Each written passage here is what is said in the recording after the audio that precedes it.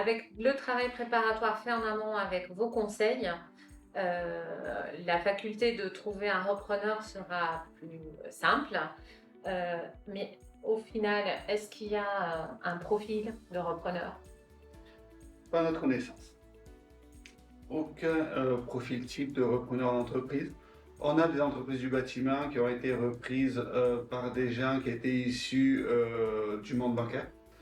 On a des boîtes de prestations de services qui sont aujourd'hui reprises par des gens qui sont issus de la restauration.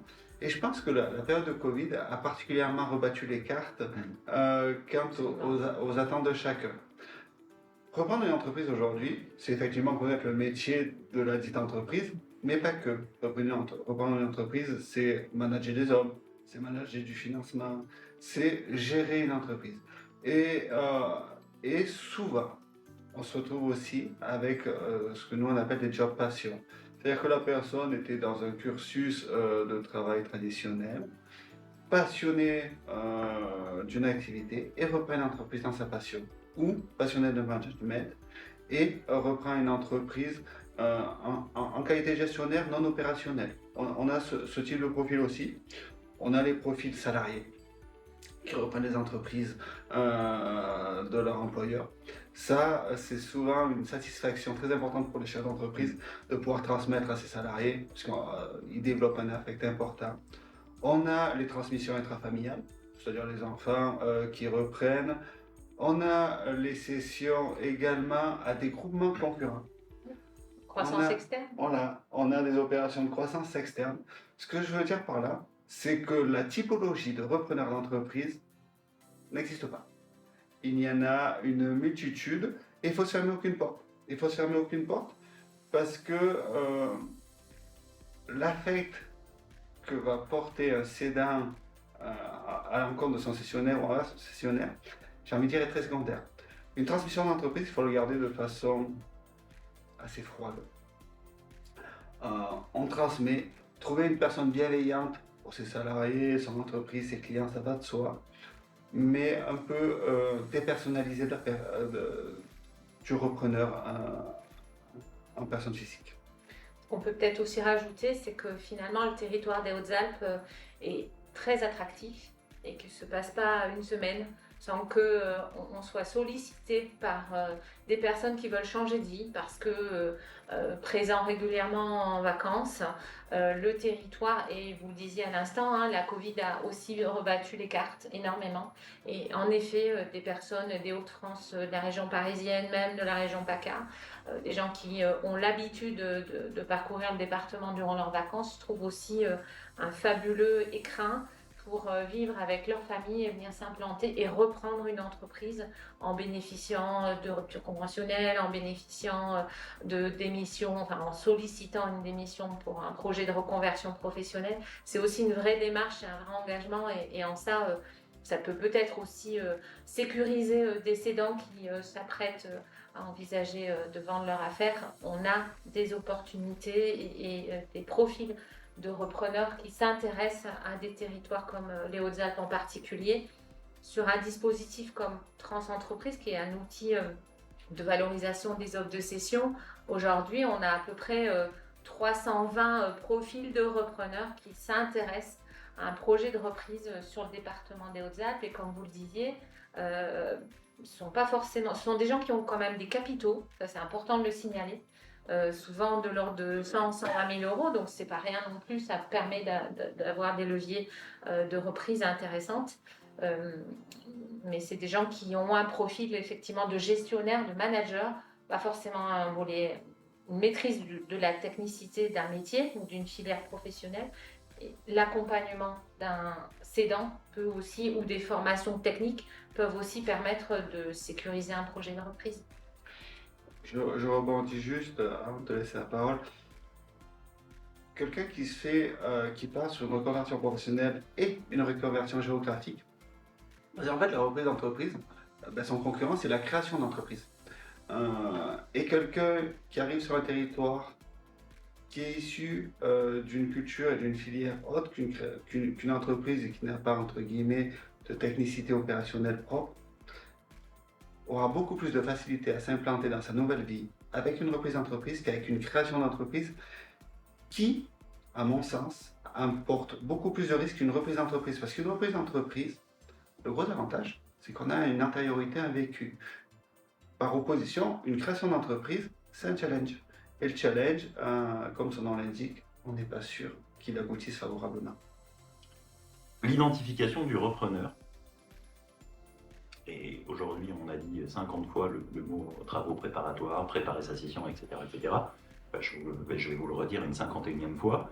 L'identification du repreneur, ça va être une étape essentielle sur la manière dont on va organiser le processus de transmission de l'entreprise. Pourquoi ? Parce que vous n'organisez pas de la même manière une transmission d'entreprise quand le repreneur est un salarié, quand le repreneur est quelqu'un de totalement extérieur, mais qui a une connaissance de votre secteur d'activité, ou quand c'est quelqu'un d'extérieur à l'entreprise qui ne connaît pas votre secteur d'activité. Alors, je vais partir de la base. Votre salarié, ce qu'il faudra faire dans ce cadre-là, c'est faire progressivement monter le salarié en compétences pour lui apprendre le métier sur lequel en France on n'est pas formé, on est peu formé, qui est le métier de chef d'entreprise. Votre salarié, généralement, n'a jamais été chef d'entreprise. Il connaît donc techniquement son travail. Généralement, on est bien formé en France sur nos métiers techniques, mais il ne sait pas ce que c'est de gérer une entreprise, de gérer des difficultés, de gérer de la comptabilité, de gérer un important travail administratif. Donc, il faudra vraiment le faire monter en compétences et l'accompagner sur cette passation-là. De la même manière, si vous avez un repreneur qui a un profil totalement distinct, quelqu'un qui est extérieur à l'entreprise, il va falloir réussir à faire cohabiter les impératifs de l'acquéreur et les impératifs de celui qui est en train de vendre. Pourquoi ? Parce que celui qui est en train de vendre, la première question qui se pose, c'est combien de temps va-t-il accompagner, puisqu'on aura nécessairement un accompagnement d'un repreneur si le repreneur il est complètement extérieur à l'entreprise. Donc la question c'est comment est-ce qu'on conçoit cet accompagnement ? Est-ce qu'on est sur un accompagnement court, quelqu'un qui reste là pendant 6 mois pour présenter la clientèle, pour mettre de l'huile dans les rouages avec les équipes de travail, ou est-ce qu'on est au contraire sur une présence de l'ancien dirigeant qui va rester là pendant des mois parce qu'il a conçu d'organiser son départ à la retraite dans le cadre de l'exécution d'un contrat de travail. Et dernier point qu'il faudra également poser, c'est de savoir si ce repreneur extérieur, il est formé au métier technique, Yann l'évoquait tout à l'heure, effectivement, on a des gens du milieu bancaire qui prennent des entreprises du bâtiment. Alors, là, c'est effectivement, il faut se former sur le métier de chef d'entreprise, mais il faut surtout se former techniquement à manager les équipes et puis avoir un certain nombre de connaissances concrètes. Donc, c'est vrai que l'identification du repreneur, c'est un moment hyper important puisqu'il va nous permettre en fait, de finaliser le projet. Jusqu'à maintenant, et depuis le début de ces webinaires, on s'est polarisé sur la situation du cédant. Là, on se pose la question de rapprocher situation du cédant avec situation du cessionnaire. C'est ça qui va nous permettre de finaliser la construction du dossier de reprise. Comment on peut encadrer justement les modalités de cet accompagnement ? Est-ce qu'il existe des conventions, Aujourd'hui, un repreneur qui se positionne en qualité pour reprendre une entreprise, à proprement dit, il n'y a pas de parcours type du repreneur, au même titre qu'il n'y a pas de profil type. Mais comme on a pu le dire pour les cédants, ce qui va compter, c'est l'accompagnement.